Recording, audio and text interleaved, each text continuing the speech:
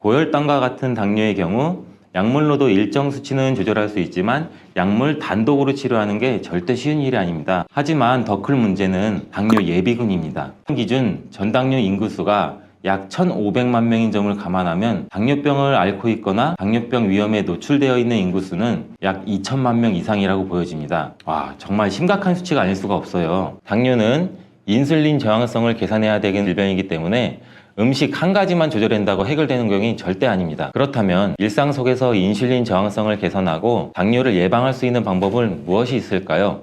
건강한 습관이 항상 나를 만든다. 건강한 삶을 원하시면 지금 바로 구독을 눌러주세요.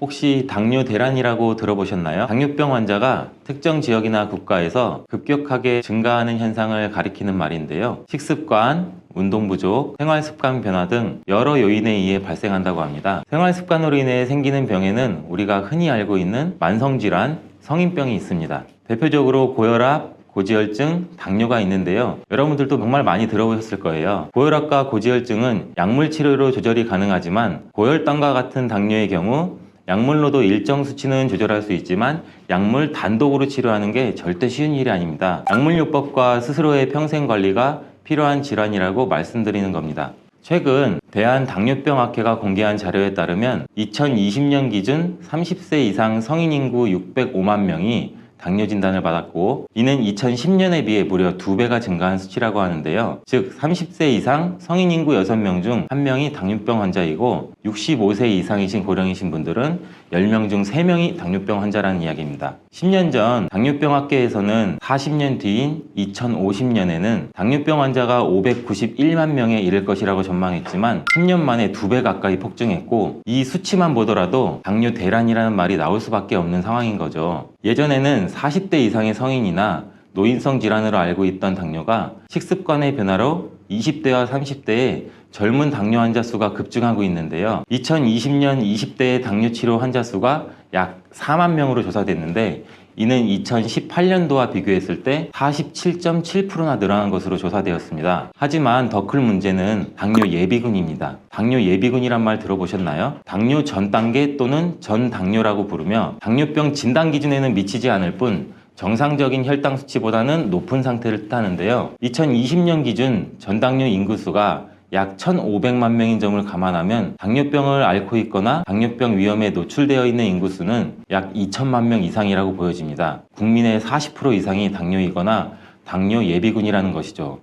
와, 정말 심각한 수치가 아닐 수가 없어요. 그럼 간단히 당뇨 수치에 대해서 알아보면, 건강한 신체의 경우 우리가 공복 혈당은 100 아래를 유지해야 되고, 식후 1시간 후 혈당은 170 이하, 식후 2시간 후 혈당은 140 이하를 유지하지만 전당뇨 단계에서는 공복 혈당이 100 이상으로 올라가고 식후 2시간 혈당 또한 140에서 200 사이 정도가 됩니다. 그러나 당뇨 수치가 200이 넘어가는 상태가 어느 정도 지속이 되면 병원에서 더 자세한 혈액 검사를 통해 당화혈 색소 측정 같은 당뇨 검사를 받아보시는 게 좋습니다. 앞서 설명드린 것처럼 당뇨 전 단계, 즉 예비군이란 상태는 당뇨병 진단만 받지 않았을 뿐 당뇨 시작 단계라고 보셔야 됩니다. 우리가 이렇게 당뇨로 가지 않기 위해서는 생활 습관을 적극적으로 개선해야 되는데, 일상생활 속에서 손쉽게 혈당 관리와 당뇨를 예방할 수 있는 방법들이 많이 있습니다. 이러한 방법을 설명하기에 앞서 많은 분들이 잘못 알고 계시는 상식 2가지를 짚고 넘어가려고 하는데요. 당뇨병 관리법으로 식사량만 줄이면 혈당이 확 낮아진다고 알고 계시는 분들이 정말 많아요. 하지만 무조건 그런 것은 아닌데, 비만 당뇨가 아닌 마른 당뇨의 경우 반대로 체중을 찌워야 되기 때문에 식사량을 제한하는 것이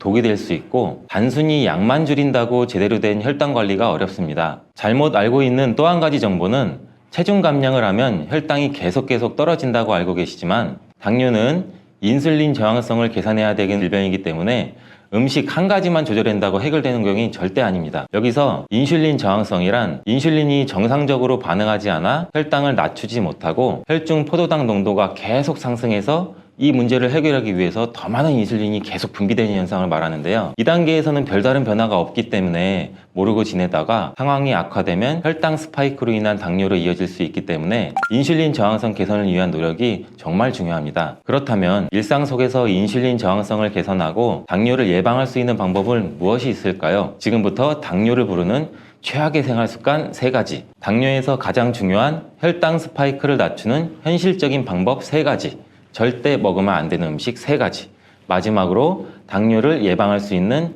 기적의 식재료 2가지를 알려드리겠습니다.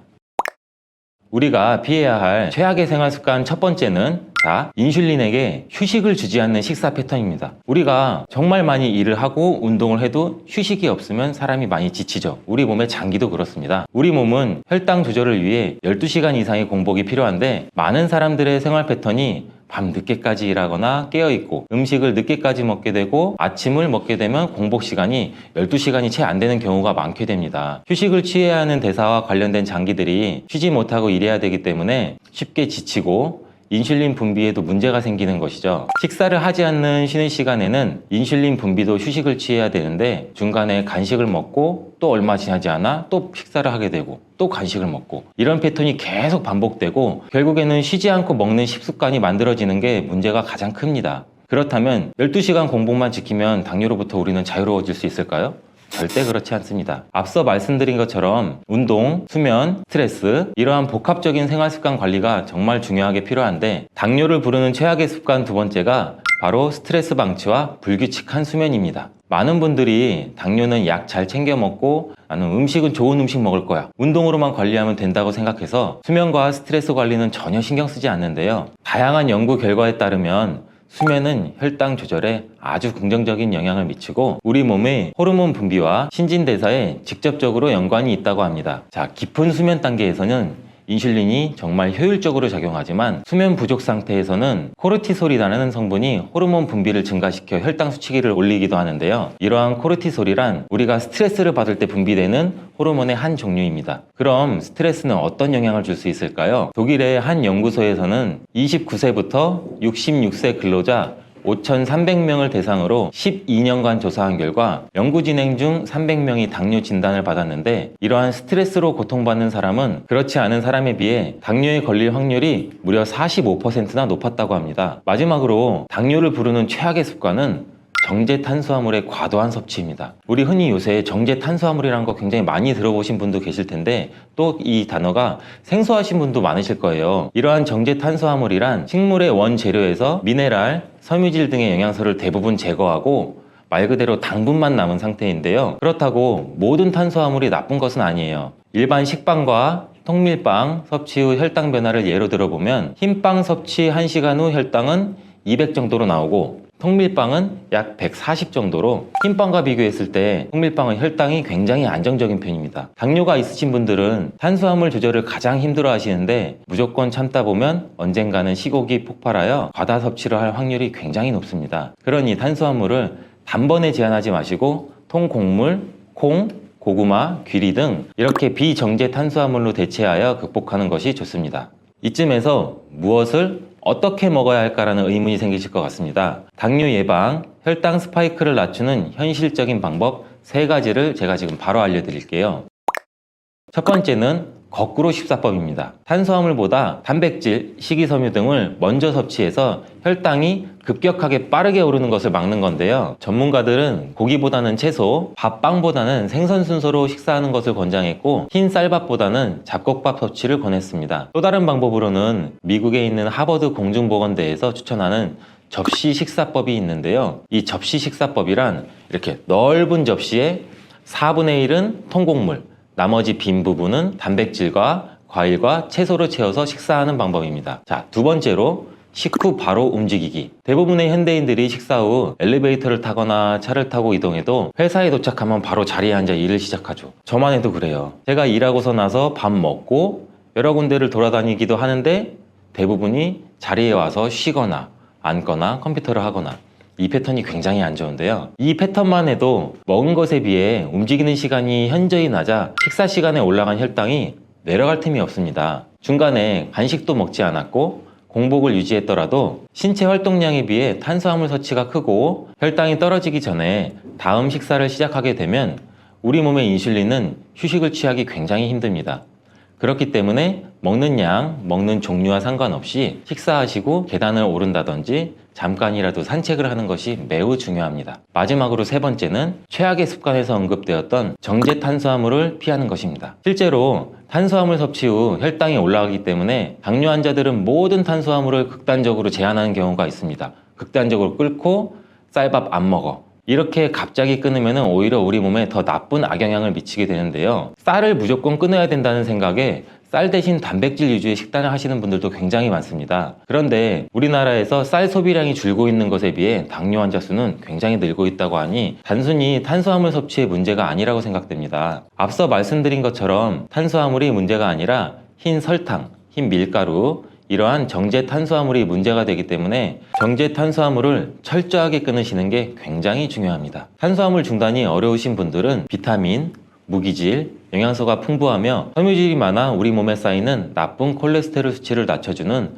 복합 탄수화물을 드시면 매우 좋습니다. 이러한 복합 탄수화물에는 어떤 것들이 있는지 구분하기 어려우시다면 정제되지 않은 자연 그대로의 상태, 예를 들어 잡곡, 통밀, 고구마, 과일, 채소와 같은 것이 있습니다. 여기서 잠깐, 음식만으로 해결되지 않는 게 당뇨라고 하지만 도움이 되는 기적의 식재료도 분명히 존재합니다. 먼저 기적의 식재료 두 가지를 알려드린 후 혈당을 급격히 올리는 최악의 음식 세 가지 모두 지금 바로 알려드리겠습니다.